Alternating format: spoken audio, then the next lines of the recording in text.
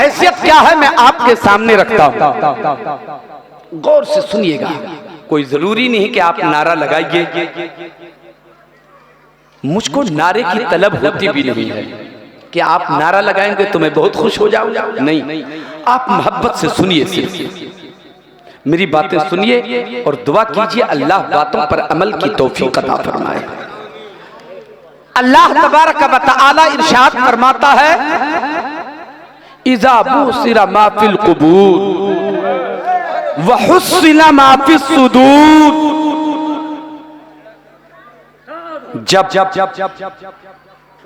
निकाले जाओगे जो कब्रों में है, जब निकाली जाएंगी जो कब्रों में है, जब हम कयामत के दिन उठाए जाएंगे, कब्र से जब हम उठाए जाएंगे तो जिंदा करके उठाए जाएंगे, जिंदा करके उठाए जाएंगे।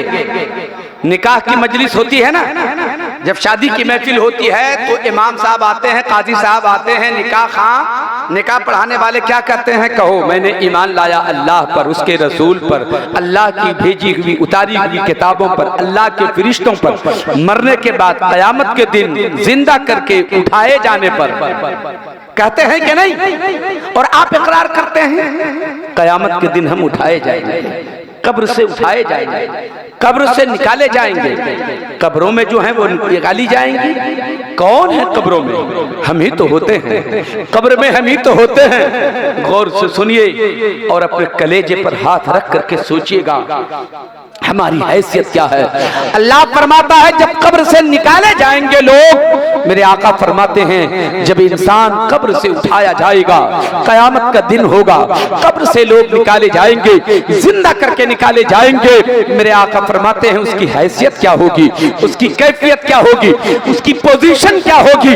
इंसान के जिस्म से लिबास उतार लिया जाएगा, कपड़े छीन लिए जाएंगे, कफन उसके उतार लिए जाएंगे, उसके बदन पे कपड़ा नहीं रहने दिया जाएगा, उसके बदन से कपड़े उतार लिए जाएंगे, कफन उसके बदन से छीन लिया जाएगा, इंसान के जिस्म से लिबास उतरेगा, इंसान के जिस्म से कफन उतार लिया जाएगा। मैं आपसे बताना चाहता हूँ जरा सोच करके थोड़ी देर के लिए देखो, हश्र का मैदान होगा, कयामत की घड़ी होगी, उस कयामत के उस भयानक माहौल में, उस कयामत की घड़ी में मैदान महशर में हाल हमारा ये होगा, हमें उठाए जाएंगे, कब्र से निकाले जाएंगे और हमारे जिस्म से लिबास उतार दिया जाएगा। क्या पोजीशन हमारी होगी, लिबास हमारा उतरेगा, हमारे जिस्म से कफन उतार दिया जाएगा, हमारे जिस्म के कपड़े उतार दिए जाएंगे। आप जब गुस्ल खाने में गुस्ल करते हो तो बड़े एहतियात के साथ गुस्ल करते हो, और अगर कभी गुस्ल खाने में नहीं करके कहीं चौराहे पे चपा नल पर या अपने घर से बाहर कहीं सड़क के किनारे आप गुस्ल करते हो, सबसे पहले तहबंद बहुत अच्छे तरीके से बांध लेते हो कि कहीं गुस्ल करते हुए तहबंद सरक न जाए, लुंगी हमारी पिंडली से ज्यादा ऊपर उठ न जाए, सत्र हमारा दिख न जाए। और अगर कभी भूल से आपकी लुंगी थोड़ी सी सरक जाती है, आप दाएं बाएं चारों तरफ देखना शुरू कर देते हैं कि कोई देख तो नहीं रहा है, किसी की नजर तो मुझ पे नहीं पड़ गई है। इंसान को कितनी शर्मिंदगी होती है, मेरा सत्र खुलने न पाए, मेरा वो हिस्सा न खुलने पाए जो सत्र में शामिल है, इंसान को शर्मिंदगी का एहसास होता है। मैं आपसे बताना चाहता हूँ कयामत के दिन जिस्म से लिबास उतारा जाएगा, जिस्म से कपड़े उतार दिए जाएंगे, कफन हमारा छीन लिया जाएगा। मैं आपसे कहता हूँ और समाज में कीमती कपड़े पहनकर अपने आप में रईस कहलाने वाले, इसलिए लोग कीमती कपड़े कुछ लोग पहना करते हैं ताकि लोग समाज में ये कहें कि सबसे ज्यादा कीमती कपड़ा ये पहना करता है, हमें लोग रईस कहेंगे, हमें लोग रईस कहेंगे, हमें लोग जायदाद वाले कहेंगे, हमें लोग सलूट मारेंगे, हमें लोग अमीर मानेंगे। कीमती कपड़े पहनो। मैं आपसे कहता हूँ याद रखना प्यारे मुसलमानों, अगर तकब्बुर की वजह से कीमती कपड़े पहनते हो, अगर घमंड की वजह से कीमती कपड़े पहनते हो, अगर रईस कहलाने के लिए कीमती कपड़े पहनते हो, तो याद रखना कि जिस दिन तेरे जिस्म से लिबास उतारा जाएगा तो जहां गरीबों का लिबास उतरेगा वहीं रईसों का भी लिबास उतारा जाएगा, जहां मजदूरों का कफन छीना जाएगा वहीं अमीरों का भी कफन छीना जाएगा। जिंदाबाद जिंदाबाद। क्या बात, लाजवाब, हक है, सुभान अल्लाह, सुभान अल्लाह। घमंड की जरूरत नहीं है, घमंड नहीं करना है, तकब्बुर नहीं आना चाहिए। दौलत हो तो तकब्बुर ना हो, सरमाया हो तो घमंड ना हो, इंसान के अंदर खुलूस हो। अगर पैसे आपके पास हो जाए, सरमाया आपके पास जमा हो जाए तो घमंड कभी ना करना, कभी घमंडी ना होना, तकब्बुर तेरे अंदर आने ना पाए, फिर वो माल तुझे फायदा पहुंचाएगा, वो दौलत तुझे फायदा पहुंचाएगी। और से सुनना, अल्लाहु अकबर। मेरे आका इरशाद फरमाते हैं, आगे परवरदिगार आलम इरशाद फरमाता है, तवज्जो है ना आपकी, वह सिला माफी सुदूर, और फिर तेरे सीने खोल दिए जाएंगे, सीने खोल दिए जाएंगे। क्या मतलब हुआ? मुफस्सिरीन फरमाते हैं वो सीना क्या खुलेगा, वो अमल की तिजोरी खुलेगी, अमल का दफ्तर खुलेगा, अमल की अलमारी खुल जाएगी। तुमने अपनी जिंदगी में क्या कुछ किया है वो सब वहां मौजूद है, वो दफ्तर खुला जाएगा, वो दफ्तर खोल दिया जाएगा। कयामत की उस हौलनाकियों में, महशर की उस भीड़ में तेरे अमल का दफ्तर खुलेगा, तेरे करतूत का दफ्तर खुलेगा, तेरे किरदार का दफ्तर खुलेगा, तेरा वो रजिस्टर खुलेगा जो तूने अपनी जिंदगी में जो कुछ किया है वो सब कुछ दिखा दिया जाएगा। हम छुप छुप के गुनाह कर लिया करते थे, हम अकेले में गुनाह कर लिया करते थे, हम तन्हाई में गुनाह कर लिया करते थे, हम बंद कमरे में गुनाह कर लिया करते थे। हम ये तसव्वुर कर रहे थे कि कोई नहीं देख रहा है। नादानो याद रखना, कोई देखे न देखे, परवरदिगार तो देख रहा है, हमारा पालनहार तो देख रहा है। अरे जिससे छुपना चाहिए उससे तो छुप ही नहीं पा रहे हैं, तो फिर गुनाह क्यों कर रहे हो? तुम बंद कोठरी में भी रहोगे तो खुदा देख रहा है, शीशे के अंदर रहोगे तो खुदा देख रहा है, मिट्टी के अंदर भी रहोगे खुदा देख रहा है, जमीन के अंदर भी रहोगे तो खुदा देख रहा है, अंधेरी कोठरी में रहोगे तो खुदा देख रहा है।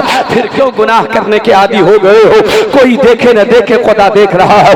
तुमने जो कुछ दुनिया में किया है वो अमल का दफ्तर खुलेगा, सबके सामने दिखाया जाएगा। तुमने अपनी जिंदगी में क्या किया है? झूठ किसके साथ बोला था, फरेब किसको दिया था, तुमने धोखा किसको दिया था, तुमने फरेब किसको दिया था, किसको तुमने गाली दिया था, किसके साथ तूने मुंह काला किया था, किसके साथ तुमने ज़िना किया था, किसके साथ हरामखोरी तुमने की थी, वो सारा का सारा वहां दिखाया जाएगा। मैं आपसे पूछना चाहता हूँ प्यारे मुसलमानों, दो चार लोगों के दरमियान अगर हमारे ऐब खोल दिए जाते हैं तो हम रुसवा हो जाते हैं, हम जलील हो जाते हैं। बोलो, अगर दो चार लोगों के बीच हमारा ऐब खुल जाए तो रुसवाई हो जाती है। महशर की भीड़ में जब हमारा ऐब खुलेगा तब हमारा हाल क्या होगा? महशर की भीड़ में जब हमारे गुनाह दिखाए जाएंगे तब हमारा क्या हाल होगा? हमें गुनाहों से बचना चाहिए। भूल जाओ कि कोई नहीं देख रहा है, कोई देखे न देखे खुदा देख रहा है।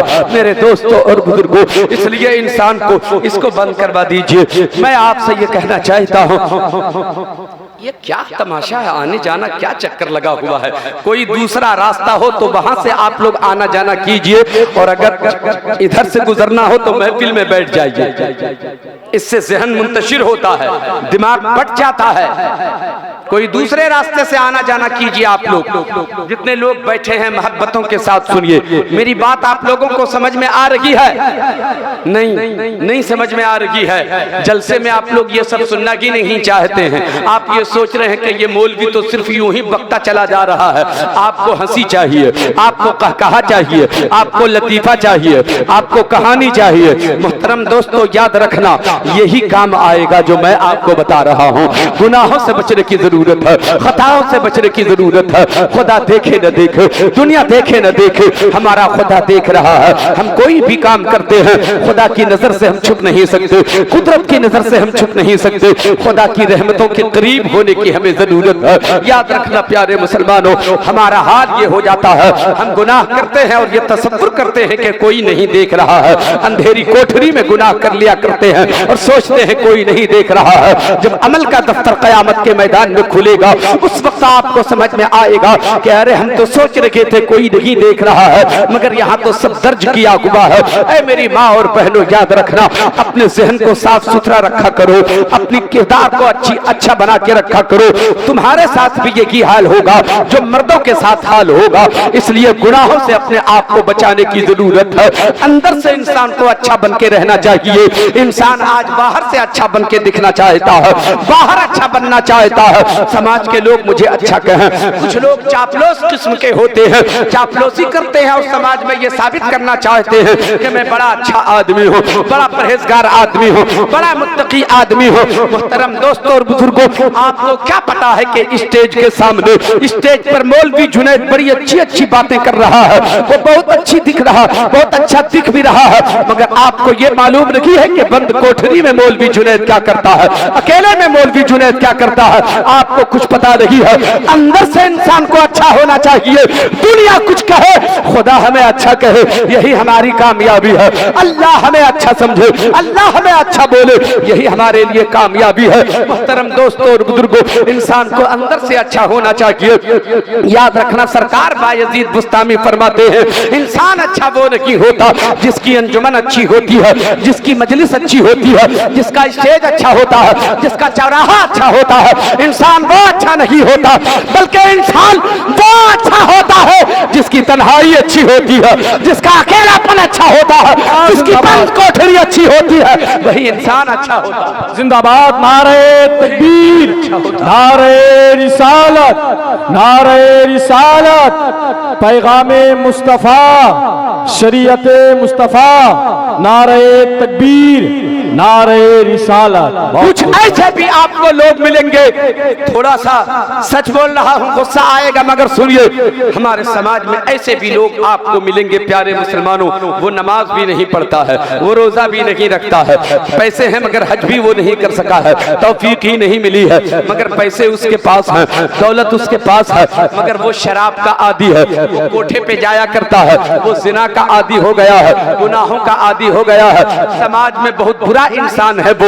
मगर क्या होता है, देखिए आदमी कैसे जाहिर में अच्छा बनना चाहता है। इमाम साहब जुमा के दिन तकरीर कर रहे थे, तकरीर करते करते उन्होंने ऐलान किया, ऐ मुसलमानों, ओ मोहल्ले के लोगों, मस्जिद में काम हो रहा है, प्लास्टर का काम चल रहा है, कोई आदमी ऐसा है जो 1100 रुपया दे, तो वो आदमी जो शराब का आदी है, जो जिना का आदी है, पैसे उसके पास हैं, 2 नंबर के पैसे वो कमाता है, हराम कमाई वो कमाता है, पैसों का अंबार है उसके पास, वो खड़ा हो गया और खड़ा होके कहता है 1100 नहीं, मैं तो 50,000 दूंगा मस्जिद के काम के लिए। सारे लोगों की नजर उस गुनहगार की तरफ पड़ती है।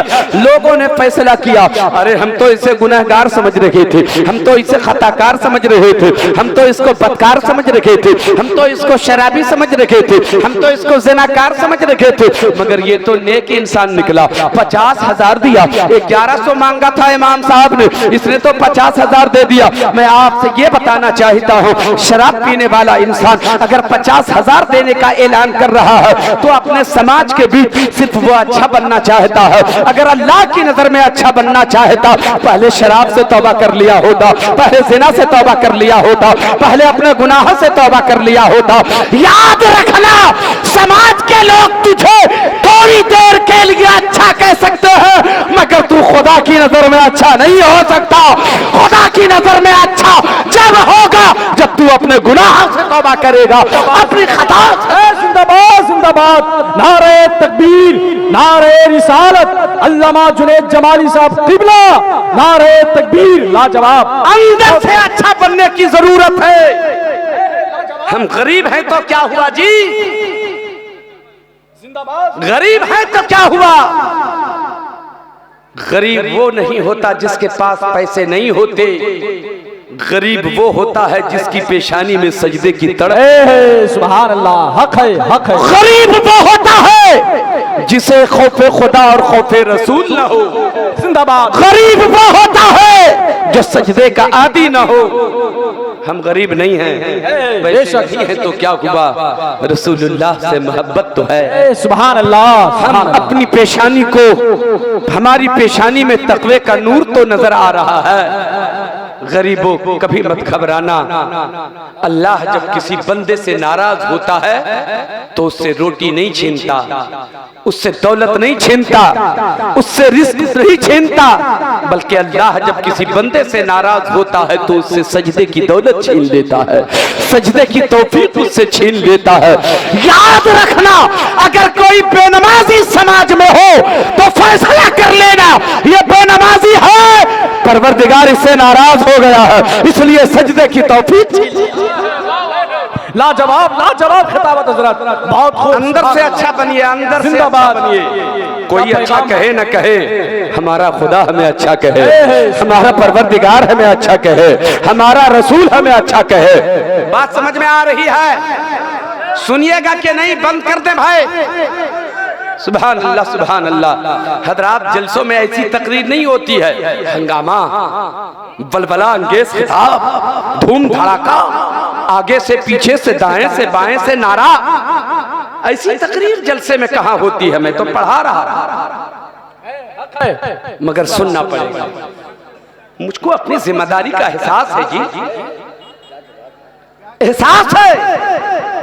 एक आलिम की जिम्मेदारी ये है अपनी कौम को वो बेवकूफ न बनाए, अपनी कौम के साथ वफादारी करे, और वफादारी ये है कि भटकी हुई कौम को उसे रास्ते पे लाए। जिंदाबाद, सुभान अल्लाह, जवाब पैगाम है हजरत। भटकी हुई कौम को रास्ते पे लाना ये एक आलिम की जिम्मेदारी है। गौर से सुनिए, इंसान को अंदर से अच्छा होना चाहिए, हमें अंदर से अच्छा बनने की जरूरत है। अगर 5 मिनट आपकी तवज्जो हो तो मैं एक बात कहूं आपसे।